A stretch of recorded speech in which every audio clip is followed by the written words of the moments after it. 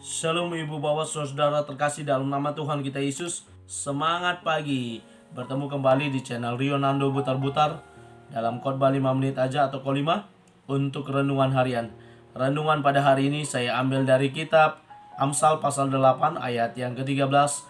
Demikian kesaksian firman Tuhan. Takut akan Tuhan ialah membenci kejahatan. Aku benci kepada kesombongan, kecongkakan, tingkah laku yang jahat, dan mulut penuh tipu muslihat. Takut akan Tuhan. Ibu bapak saudara terkasih dalam nama Tuhan kita Yesus, takut akan Tuhan merupakan implementasi dari sebuah iman yang dibangun atas dasar kasih kita kepada Tuhan. Ketika kita berkata takut akan Tuhan, bukan berarti Tuhan itu menyeramkan, Tuhan itu menakutkan, tetapi takut akan Tuhan itu karena kita benar-benar mengasihi Dia, Tuhan yang kita sembah. Ibu bapak saudara terkasih, penulis Amsal pada hari ini mau mengingatkan kita, mengajarkan kepada kita bagaimana takut akan Tuhan yang dia maksud dalam nats ini. Berbeda dari pasal yang pertama, dia katakan takut akan Tuhan adalah permulaan pengetahuan. Pada nats pasal 8 ini dia berkata takut akan Tuhan yang pertama adalah membenci kejahatan.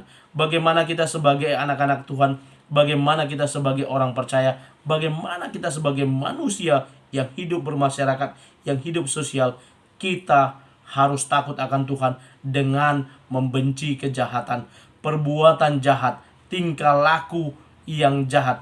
Itu semua kita benci. Karena apa? Karena kita takut akan Tuhan. Minggu hari ini, gereja-gereja Lutheran anggota UM yang menjadi temanya adalah melawan atau menang terhadap kuasa kegelapan.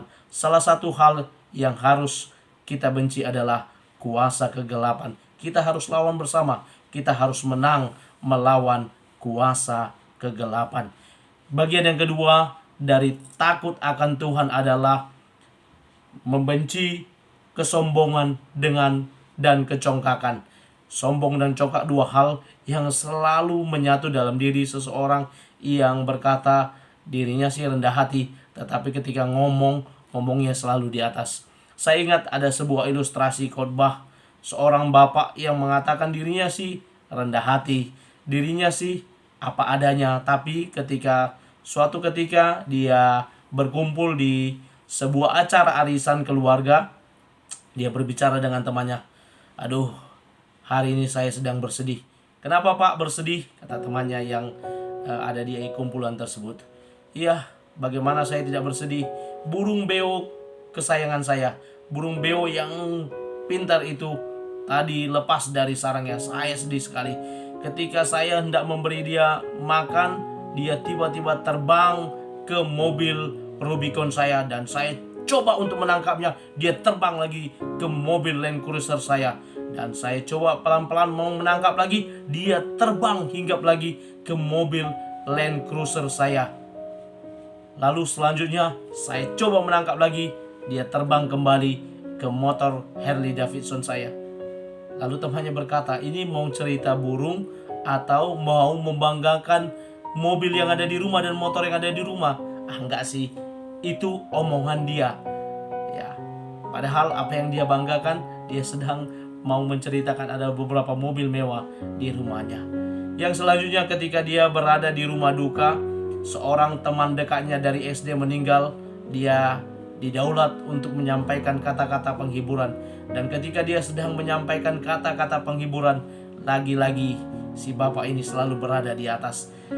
Baik, saudara-saudara, keluarga yang meninggal pada hari ini, saya adalah teman dekat dari bapak kalian. Saya masih ingat bapak kalian ini adalah teman sekolah saya sebangku di SD, SMP dan SMA. Saya ingat bapak kalian adalah orang pintar, di mana dia selalu juara 2. Sayalah yang menjadi juara pertamanya.